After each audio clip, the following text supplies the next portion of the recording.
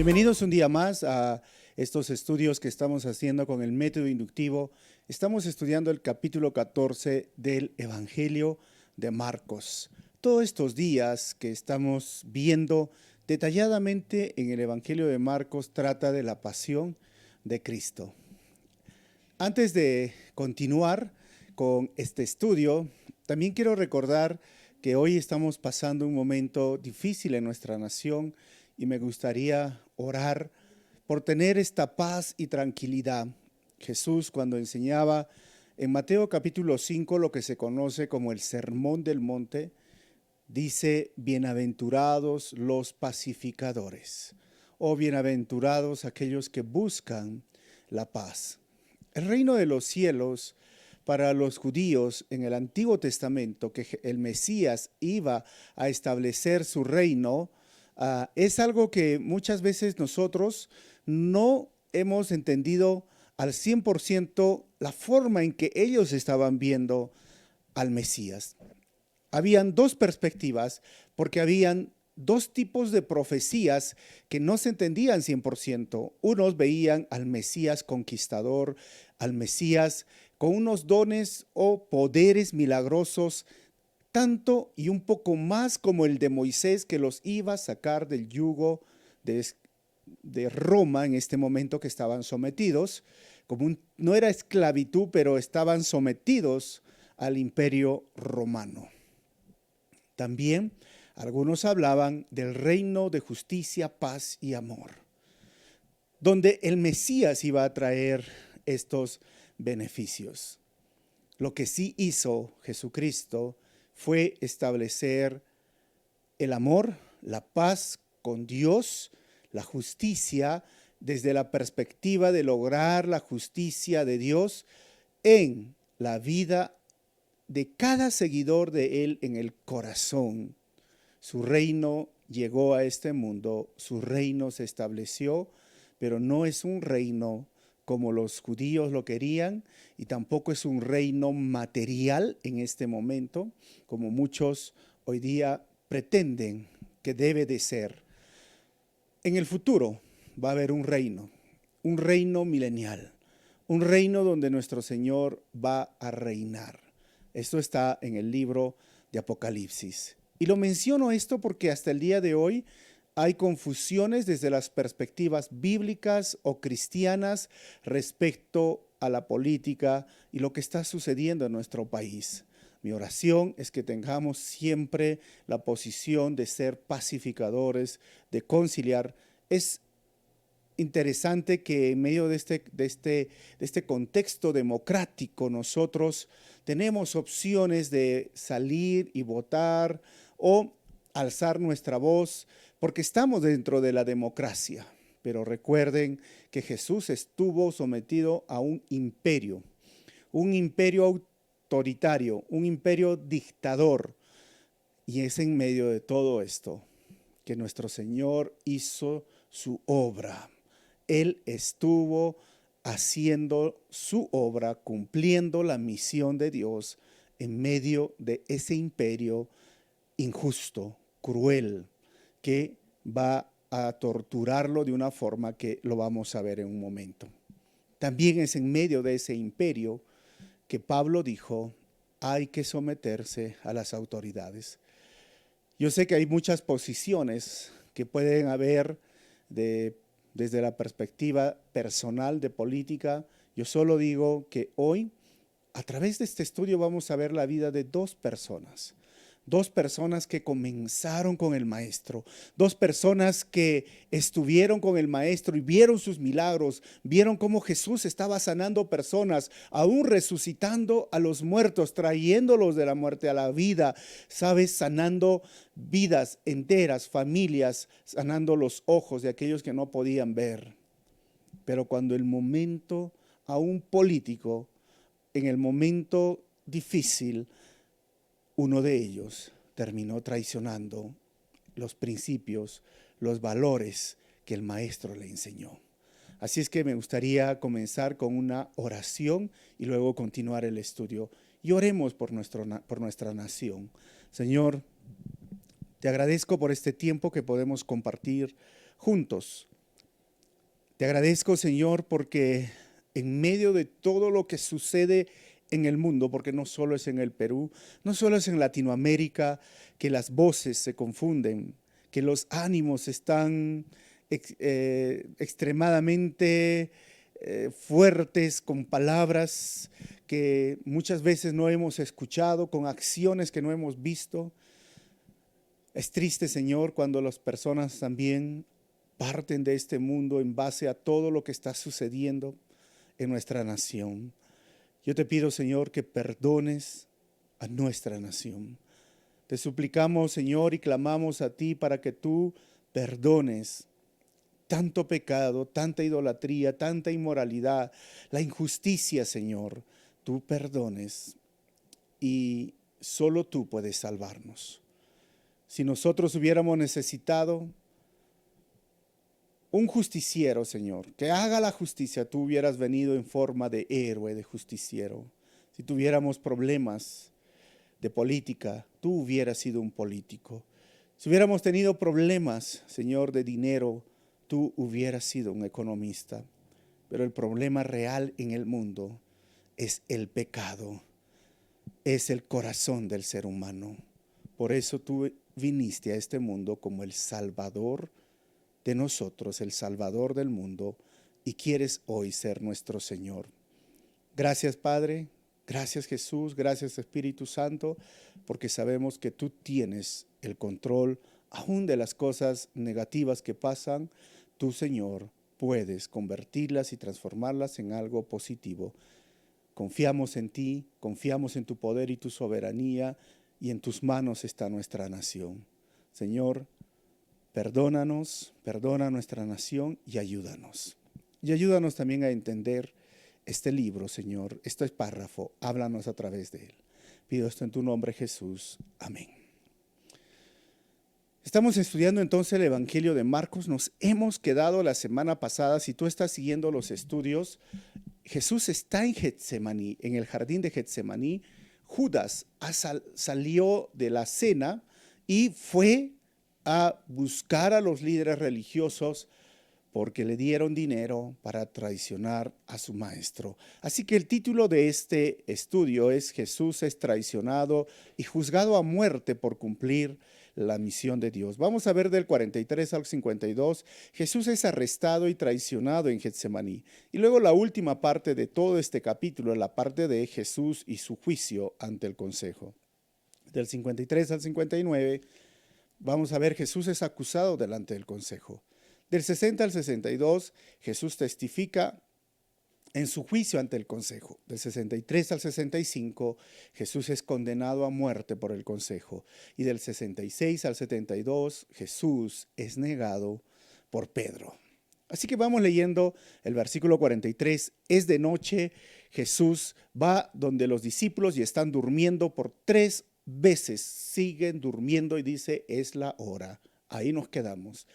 Versículo 43 dice, todavía estaba hablando Jesús, cuando de repente llegó Judas, uno de los 12.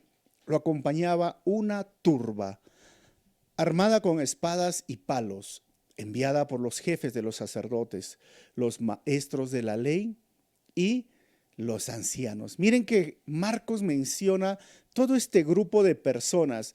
Primeramente, si lo pondríamos de categorías, los líderes religiosos encargados de enseñar la ley, proteger la ley y ponerla en práctica están rompiendo todos los mandamientos, los cuales ellos enseñaban y juraron proteger. Y hay otro grupo de personas, alguien que simplemente obedece lo que los otros líderes están diciendo, y es la turba. Y en este momento vienen con espadas, eran unas espadas pequeñas, no las grandes que usaban los romanos, y un tipo de palos, porque no eran realmente soldados algunos sí eran soldados, pero no eran, sino eran los alguaciles o como el serenazgo que tenemos aquí en Perú, que no usaban armas letales, pero sí podían hacer daño con ese tipo de palos. Así que vienen donde Jesús, y el versículo 44 dice, el traidor les había dado esta contraseña.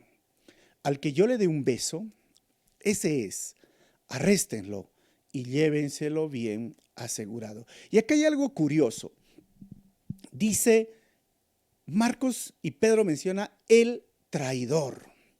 Judas, que estuvo con Jesús, que estuvo con nuestro Señor todo el tiempo y que se ganó la confianza, y era tanta la confianza que se ganó que él era el tesorero del grupo. Y tú sabes que si armamos una asociación, si estamos un grupo de personas y queremos hacer algo y va a haber dinero, siempre se le escoge a alguien que tú lo miras y dice, este es el más confiable de todos, porque siempre se tiene temor de que se vayan a robar el dinero. Así que Judas se ganó la confianza, no solo del maestro, de los demás apóstoles, pero Marcos le dice el traidor. Y lo segundo que vemos aquí es que Jesús no resplandecía con ropa blanca como lavada por un detergente en especial. Judas decía, al que yo dé un beso. O sea, eso significaba que Jesús pasaba desapercibido de todo el grupo de los apóstoles. Y el versículo 45 dice, tan pronto como llegó, Judas se acercó a Jesús, Rabí, le dijo, y lo besó. Y ahí va el asunto, esa es la contraseña. Rabí, maestro. ¿Por qué le dijo esto? ¿Sabes? Según la cultura, los únicos que podían besarse en la mejilla eran los muy, muy amigos, o sea, amigos del alma. Acá en Perú decimos patas, ¿no? Somos patas del alma.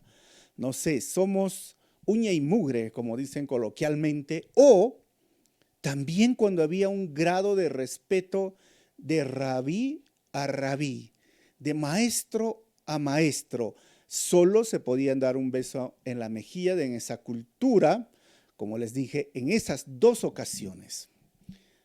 Le dijo rabí. Quizás puede ser que él se ponga en esa posición, Judas, pero también podríamos entender por todo lo que hemos estudiado que realmente era un hombre confiable, un amigo de Jesús. Y eso es, creo, lo peor que puede haber en el mundo. Una de las cosas peores, en mi opinión, es un amigo que te traiciona. Es alguien de tu confianza que te traiciona. A nadie le gusta ser traicionado por alguien que tú amas, que tú aprecias, que tú quieres, que tú confías.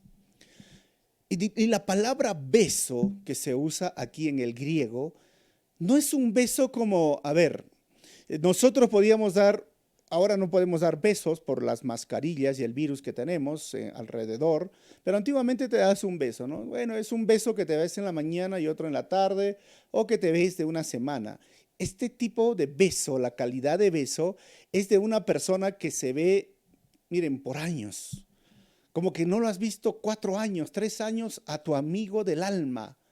Y cuando lo ves, o a tu amiga, no sé, ¿no? Y le das un beso, porque antes, en ese tiempo, se besaba, bueno, ahora entre hombres acá en Perú no hay, aunque los argentinos y los uruguayos hay.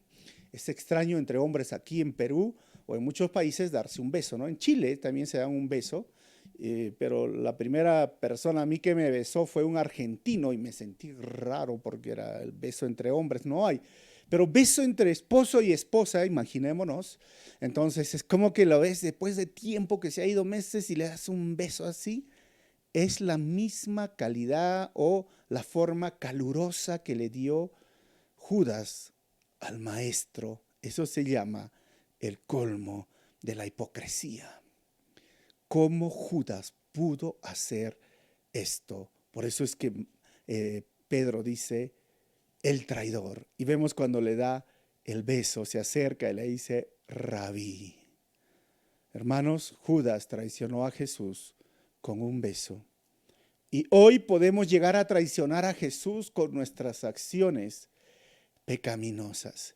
Si podemos mirar a Judas y decir, pero Judas, realmente fuiste un traidor, fuiste de lo peor. Creo que hoy nosotros también llegamos a traicionar a Jesús cuando besamos el pecado o el sistema del mundo. cuando besamos aquello que es abominación para el Señor. No solamente Judas es el traidor, es aquella persona que en un momento le dijo, te amo, Jesús. Que en algún momento le dijo, yo no te dejaré. Que en algún momento vio cómo Dios obraba con milagros, con poder, pero hoy no quiere renunciar a su pecado, no quiere dejar su pecado. Hoy también siguen existiendo esas personas como Judas, traicionando la confianza, la amistad, el amor, el cariño de su maestro. Porque eso es todo lo que entregó Jesús a Judas. Hasta le lavó los pies. Pero Judas fue terco, rebelde, interesado, traidor. Así que si estás mirando a Judas, mírate un poquito a ti hoy y ve cómo estás delante de Dios. Versículo 46 dice, entonces los hombres prendieron a Jesús. 47, pero uno de los que estaban ahí desenfundó la espada e hirió al siervo del sumo sacerdote, cortándole una oreja. Ahí vemos en la foto a Pedro. Pedro le agarra y le corta la oreja. Ahora, pregunto, ¿siempre Pedro quería cortarle la oreja? Yo no creo que agarró Pedro la espada y dijo, a ver, trae tu oreja, y tiene tanta puntería, y acertó y ¡flac! Le cortó la oreja. Yo creo que Pedro tenía mala puntería porque él quería cortarle la cabeza y solo que se le fue por un lado y le cortó la oreja. Ahora Marcos dice uno.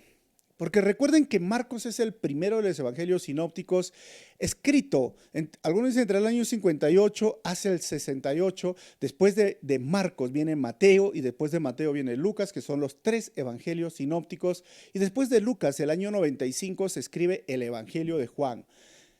Los evangelios sinópticos no mencionan a Pedro. ¿Saben por qué? Porque Pedro seguía vivo. Y bajo las leyes del Imperio Romano, hacer esto significaba la cárcel o la muerte. Así que protegían al hombre, a Pedro. Por eso no ponen nombres. Pero Juan, cuando ya Pedro muere, no importa. Por eso Juan capítulo 18, versículo 10 dice, Simón Pedro, que tenía una espada, la desenfundó e hirió al siervo del sumo sacerdote, cortándole la oreja derecha. El siervo se llamaba Malco. Entonces Juan nos da una luz sobre esto. Nos da una luz sobre quién era esta persona, porque recuerden que Pedro se estaba protegiendo a sí mismo porque esto quedaba registrado y era una evidencia de que él había roto la ley. Pero aquí vemos un dato curioso. Pedro levanta la espada. Y yo digo que cuando Pedro usó la palabra, la espada del mundo, y solo cortó una oreja, Pedro en este momento está haciendo algo que el mundo lo hace. Por eso Jesús más tarde en otro evangelio sinóptico le dijo, el que a espada vive, a espada morirá. El mundo tiene un sistema lleno de corrupción. El mundo tiene una forma de hacer las cosas, pero el reino de los cielos es totalmente diferente al mundo. La cultura puede decir algo, pero el reino de los cielos, el mensaje del evangelio, es contra cultura. Así que Pedro usó la espada del mundo y solo cortó una oreja, pero más adelante vamos a ver a Pedro que usó la espada del Espíritu y cortó el alma traspasando los corazones de sus oyentes. ¿Cómo así? Hechos capítulo 2, versículo 37 dice, cuando oyeron esto, todos se sintieron profundamente conmovidos y les dijeron a Pedro y a los otros apóstoles, hermanos, ¿qué debemos hacer? ¿Qué debemos hacer? ¿Y saben qué les dijo Pedro después? Si ustedes pueden ver Hechos 2, después del Pentecostés, Hechos predica y 5,000 personas. 5,000 personas conocen al Señor. Le dicen, ¿qué debemos de hacer? Y Pedro les dice, bautícense, arrepiéntanse, bautícense para perdón de pecados. Así que cuando Pedro usaba el sistema de este mundo, o la espada que significaba el sistema de este mundo, solo cortó una oreja. Pero cuando usó la espada del Espíritu, traspasó corazones, traspasó el alma de las personas, porque de eso se trata el reino de los cielos. El cristiano tiene que aprender a ver que todo este sistema está corrupto. No solo la política, el sistema del mundo está corrupto. Y si quieres luchar con el sistema del mundo, usando las armas y estrategias del mundo, solo vas a cortar orejas, te vas a cansar o vas a ser condenado o vas a sufrir, pero nosotros somos llamados a usar la espada del Espíritu para poder traspasar corazones, porque el problema real es el corazón del ser humano. El problema real es el pecado. El problema real en este mundo se llama egoísmo, pecado, idolatría, todo aquello que atenta contra los mandamientos de Dios. Por eso Lucas capítulo 22, versículo 51, frente a esta acción dice: déjenlos, ordenó Jesús. Entonces le tocó la oreja al hombre y lo sanó. Jesús tuvo que reparar las fuerzas absurdas, diríamos, de Pedro, de querer controlar con su sistema. Y él tuvo que arreglar al final el problema, porque iban a llevarlo y tenían todo el derecho de llevarlo a Pedro a la cárcel o juzgarlo y quizás quitarle la vida bajo un sistema, como les dije, de imperio, de injusticia que reinaba en ese tiempo. Y Jesús pone su mano y hace un milagro más. Esto lo registra Lucas y es el Evangelio sinóptico. Y yo veo siempre Jesús siempre ayudando a sanar o restaurar el daño causado por algunos seguidores negligentes, porque aún hay cristianos que en medio de este contexto, no solo de Latinoamérica, sino del mundo, negligentes, que no ven que todo nuestro cristianismo debe ser integral. No es como que yo tengo mi vida cristiana y mi perspectiva política en ese sentido. No, mi perspectiva política debe ser dirigida desde los principios bíblicos cristianos, desde entender quién es Dios, desde entender la soberanía de Dios y desde entender el amor de Dios, de entender el reino de los cielos espiritual, cómo puede transformar el corazón de una persona. Desde esa perspectiva vemos la política, la economía, hacer negocios. Eso es tener una vida integral. Eso es poder mirar un cristianismo desde una perspectiva cristocéntrica y bibliocéntrica, no una división donde algunas personas piensan: yo soy cristiano en mi casa o en la iglesia, pero cuando estoy en la cancha de fútbol, en el campo deportivo, soy otra persona.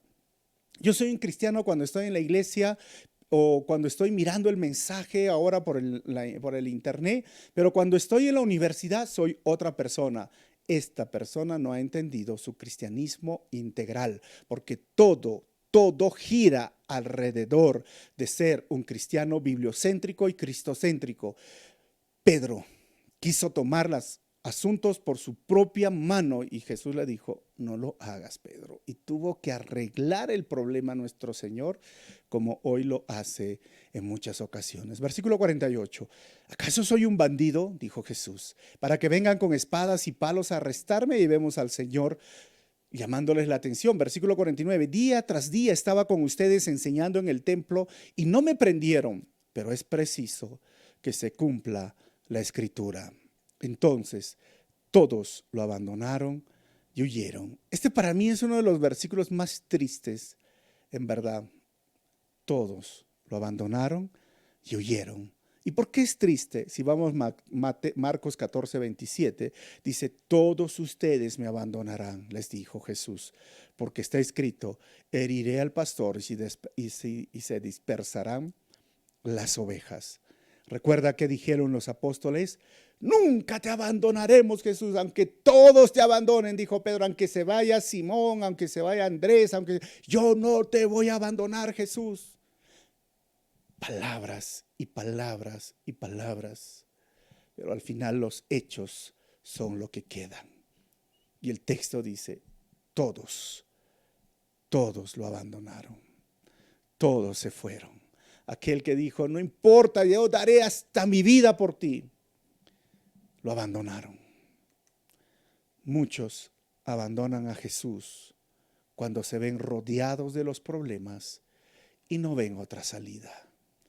Hoy siguen existiendo personas así. Cuando tú miras la situación política, cuando tú miras la situación económica, cuando tú miras el virus que está alrededor del mundo, cuando tú miras la situación en tu casa, en tu familia, de tus padres, tus hermanos o de tu pareja, hoy muchos dicen, mejor dejo a Jesús, mejor lo abandono, mejor me comporto como esos apóstoles que el momento que más necesitaba Jesús, se olvidaron de sus palabras. Qué triste es que hoy muchos abandonan al Señor cuando están en momentos difíciles o cuando las circunstancias son difíciles. Por favor, tú no lo hagas. Mantente firme, fiel. Sé firme, sé fuerte, sé fiel hasta la muerte. Y el Señor te dará la corona de la vida. Pase lo que pase. Así que la situación política se ponga peor, así que la economía se ponga peor, así que el virus siga en este mundo, en el ambiente, tú persevera, tú sé firme, no seas como aquellos discípulos que hoy lo están abandonando. Sé firme en el Señor. Versículo 51 dice, cierto joven que se cubría con sola una sábana, iba siguiendo a Jesús. Lo detuvieron. Cierto joven, como ciertos, como en el versículo 42, pero él soltó la sábana y escapó desnudo. ¿Quién es este joven? Mire, Hechos 12:12 dice, cuando cayó en cuenta de esto, fue a casa de María, la madre de Juan, apodado Marcos, donde muchas personas estaban reunidas orando. La gran mayoría de personas dicen que cierto es Juan Marcos, como ustedes pueden ver ahí.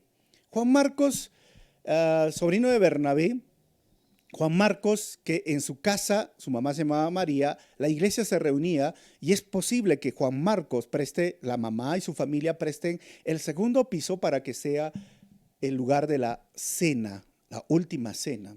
Entonces, ¿cuáles eran los acontecimientos? Era como que Judas se fue. El Señor le dijo, lo que tienes que hacer, hazlo. Judas tomó la decisión de traicionarlo. Jesús se va a Getsemaní. Judas va donde los maestros de la ley o todos los sacerdotes, pide el dinero y le dice, te voy a llevar donde está Jesús. Llega a la casa de Juan Marcos y ve que la casa está vacía. Juan Marcos se despierta, Juan Marcos el joven mira, Judas, los soldados, ya lo traicionó. Y Judas dice, obviamente, sabía que el lugar donde Jesús oraba o le gustaba pasar tiempo, basado en los otros evangelios, el lugar donde le gustaba pasar tiempo a Jesús orando era el Getsemaní. Judas dijo, ya, seguro que está en Getsemaní, vamos a Getsemaní. Y entonces Juan Marcos apresuradamente no tuvo tiempo para cambiarse, se puso su sábana y él fue a avisar al maestro que Judas lo está buscando con soldados. Pero cuando llegó fue muy tarde. No pudo avisarle al maestro. Y ese cierto joven estaba allí. Por eso es que le agarraron la sábana y él se sacó la sábana y ¿qué creen? Estaba desnudo. Esto me hace ver hoy día la juventud. La juventud es intrépida, es sagaz, tiene esas energías para hacer muchas cosas, pero a veces les falta la experiencia. Y no es que queremos molestar a los jóvenes, porque también fui joven. Digo, no, que todavía soy joven, pero miraba la vida desde otra perspectiva. Pero tristemente a veces los jóvenes quedan avergonzados, pero es esa vergüenza que les va a permitir tener experiencia de vida. Es ese roche, como decimos coloquialmente acá, ¿no? Es ese momento embarazoso que al final les permite tener experiencia y que a veces los jóvenes lo necesitan. Pero este joven, como muchos otros jóvenes, pasaron vergüenza, fueron intrépidos. Fue un hombre, Juan Marcos, que hizo varias cosas, pero al final tampoco pudo ayudar al maestro. Pero ahí estaba. Versículos 53 al 59, vamos a terminar. Llevaron a Jesús ante el sumo sacerdote y se reunieron allí todos los jefes de los sacerdotes, los ancianos y los maestros de la ley. Miren, ahí está Anás. Juan 18, 12 al 14 nos dice: entonces los soldados, sus comandantes y los guardias de los judíos arrestaron a Jesús, lo ataron y lo llevaron primeramente a Anás, que era suegro de Caifás, el sumo sacerdote de aquel año. Caifás era el que había aconsejado a los judíos que era preferible que muriera un solo hombre por el pueblo. Ahora, Marcos no está registrando esto, pero Juan lo registra. Es decir, yo tengo un estudio que está grabado, está en el YouTube y está en Facebook, que son la forma cronológica, un estudio cronológico de todo lo que hizo Jesús en esta hora. Ahora estamos siguiendo el Evangelio de Marcos, pero solo quiero mencionar que Anás era el sumo sacerdote y era el que los judíos reconocían como autoridad. Caifás era el sumo sacerdote, pero que era puesto por el Imperio Romano porque él era más joven y era más manejable, un poco más corrupto, se le podría decir. Pero esto era ilegal dentro del sistema judío. ¿Por qué? Porque el sumo sacerdote tenía que morir para que surja otro sumo sacerdote. Pero aquí no murió. Simplemente por cuestiones políticas lo pusieron a Caifás. Pero los judíos respondían a Anás. Es el momento donde hay dos sumos sacerdotes. Es parte de la historia. Como muchas veces hemos visto en la historia que hay dos papas o hay tres papas o una vez hubo cuatro papas. Bueno, esas son parte de la historia. Pero el primer juicio fue con Anás. Versículo 54. Dice el texto: Pedro lo siguió de lejos hasta dentro del patio del sumo sacerdote. Allí se sentó con los guardias y se calentaba junto al fuego. Y ahí vemos a Pedro. Pedro está viendo de lejos a Jesús y ahí se sienta con los guardias. Y vamos a dejarlo un poquito a Pedro y seguimos con el juicio. Dice el versículo 55, los jefes de los sacerdotes y el consejo en pleno buscaban alguna prueba contra Jesús para poder condenarlo a muerte, pero no la encontraban. 56, muchos testificaban falsamente contra él, pero sus declaraciones no coincidían. 57, entonces unos decidieron dar este falso testimonio contra él. Y ahí vemos a Jesús en el juicio. Y el falso testimonio va a surgir. ¿Por qué? Porque ellos, los judíos, están buscando la forma de condenarlo a muerte, pero todo lo que le decían no era motivo para condenarlo. Y la ley decía en Deuteronomio capítulo 17, versículo 16, por el testimonio de 2 o 3 testigos se podrá condenar a muerte a una persona, pero nunca por el testimonio de uno solo. ¿Y qué pasaba? Bueno, versículo 58, nosotros le oímos decir: destruiré este templo hecho por hombres y en 3 días construiré otro, no hecho por hombres. Mira qué interesante que Jesús hablaba del templo hecho por hombres y por el templo no hecho por hombres. ¿Y a qué se refería? Al templo de Herodes, material, donde había la relación entre Dios y el pueblo con Dios, pero también hablaba del templo del Espíritu Santo, de la iglesia, de nuestro cuerpo. Hablaba en términos proféticos, que ellos no lo entendían, pero más adelante lo vamos a entender y hasta el día de hoy lo entendemos, pero en ese tiempo no lo entendían. Pero como hablaba del templo de Herodes, en ese tiempo la acusación era sumamente seria, pues a través del mundo greco-romano la destrucción o profanación de lugares de adoración era tenido como una ofensa capital. Y el templo era precioso y él decía: ¿cómo puedes atentar contra este templo? Obviamente el templo de los judíos. 59. Pero ni aún así concordaban sus declaraciones.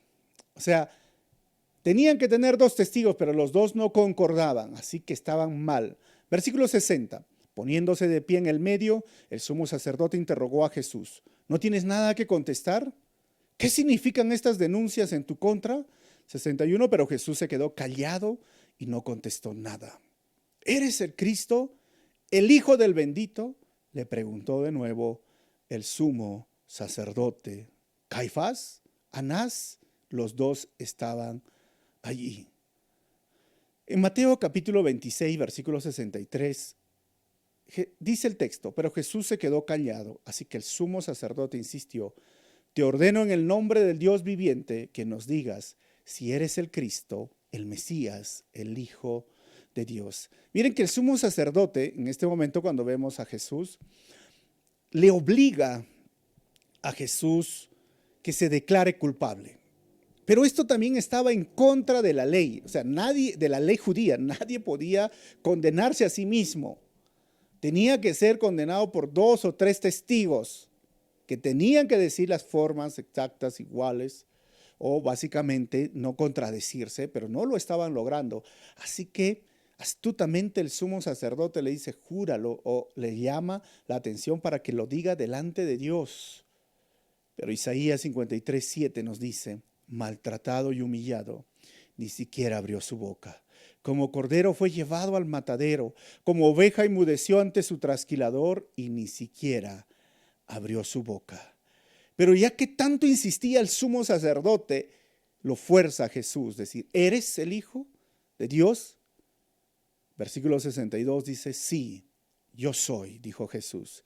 Y ustedes verán al Hijo del Hombre sentado a la derecha del Todopoderoso y viniendo en las nubes del cielo. Interesante cuando este sumo sacerdote, eres el Cristo, el Hijo del bendito, y Jesús le dice, sí, yo soy. Y ese yo soy es el YHWH que se llama el tetragramatón. En el libro de Éxodo, cuando se presenta Dios a Moisés, y Moisés le dice, pero ¿quién me envía? YHWH, tetragramatón. No tiene vocales, solo son consonantes. Y algunos judíos dicen que suena como, ¿saben cómo suena? Es interesante, ese es el tetragramatón, el nombre de Dios. Y de ahí salen las composiciones, Yahvé, Adonai, Señor, Elohim. Bueno, pero ese es el yo soy. Y Jesús dice, yo soy, yo soy. ¿Qué sucedió? Versículo 63. ¿Para qué necesitamos más testigos? Dijo el sumo sacerdote. Rasgándose las vestiduras, llegaron, ¡ah! Y se empieza a gritar. Y el versículo 74, ustedes han oído la blasfemia. ¿Qué les parece? Todos ellos lo condenaron como digno de muerte. Ahí está nuestro Señor. Levítico 24, 14 al 15 dice, saca al blasfemo fuera del campamento. Quienes lo hayan oído impondrán las manos sobre su cabeza y toda la asamblea lo apedreará. Diles a los israelitas, todo el que blasfeme contra su Dios sufrirá las consecuencias de su pecado. Entonces todos los que estaban ahí en esa reunión dijeron, blasfemia, blasfemia. ¿Y qué sucedió? Versículo 65, algunos comenzaron a escupirle. Le vendaron los ojos y le daban puñetazos. Profetiza, profetiza, le gritaban. Y los guardias también le daban bofetadas. Hermanos, nuestro Señor lo escupieron en el rostro, le dieron golpes, le vendaron los ojos, le dieron bofetadas. Tú piensas que es algo tan sencillo. Tú lo miras, miramos las fotos, esto. Mira, si a ti te vendan los ojos, tú no sabes de dónde viene el golpe. A veces cuando uno está con los ojos abiertos y previene, por lo menos pone una resistencia en sus músculos en ese lado o se protege, pero aquí le vendaron los ojos y le empezaron a golpear. Empezó la tortura, lo escupieron. Mira, Isaías 56 dice, ofrecí mi espalda a los que me golpeaban, mis mejillas a los que me arrancaban la barba. Ante las burlas y los escupitajos, no escondí mi rostro.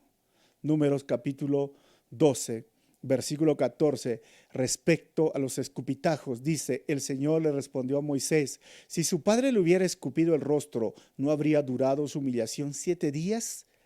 Que se le confine 7 días fuera del campamento y después de eso será readmitida. O sea, ¿qué estaban haciendo?